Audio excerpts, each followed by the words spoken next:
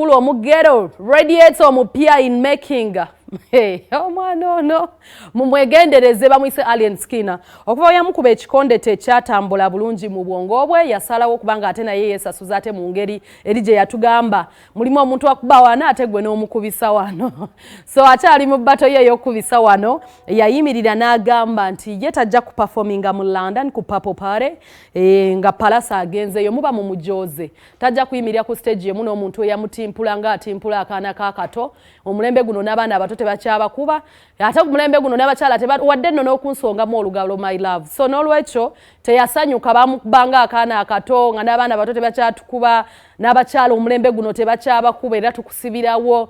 So bino byabadde ebigambo bye ku nsonga ezigenda maaso but so far byesembyeyo owulira Pallaso ataddeyo post gye ngenda okubasomera mu mboozi. Nabadde nsaba Ronnie emboozi etambule yiyo naye njasoma post ya Pallaso naye gy'ataddeyo nga yeetondera abantu be obutajja mu London jakakasa amaanyi. Katulabe emboozi eno.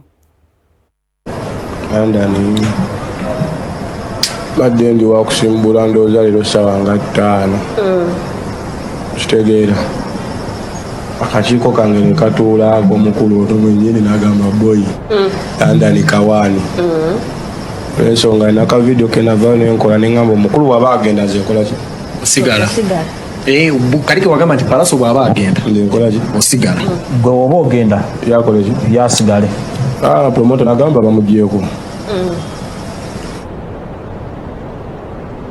wate visa y'omusajja efulumye ekola kyekitegera kati ofa nenzikira nti endongo yange si yankayana oba yakakasa oyo nakubako okubalaga sikuba wakukakasa enkyalina time yange London ekyaliwo n'ennyonyi zikyakola ki zikyaliwo era nja kwetondera bonna bafaani bange oba ninayo bana bagambe boyi nze London sigenda kujja era babadde nnyo basuze management yange n'abapromota tebeebase abali mu kumaliriza kikansulinga naye nga ebiseera ebisinga boyinze njogera mpolamu abamu ne balowooza nsaaga boyinze seryamulukwe boyi era wegamba ekintu kisigenda kikola 5 tokikola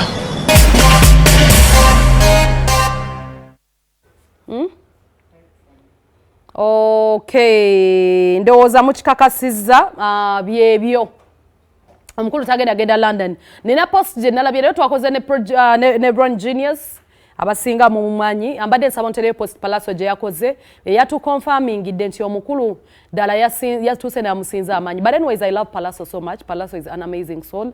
Naye nsuubira naye atuuse n'abonerera yakolamu ensobi naye ensobi tutegedde kati aboneredde. So soko tuwe post Alien Skinner era yawangudde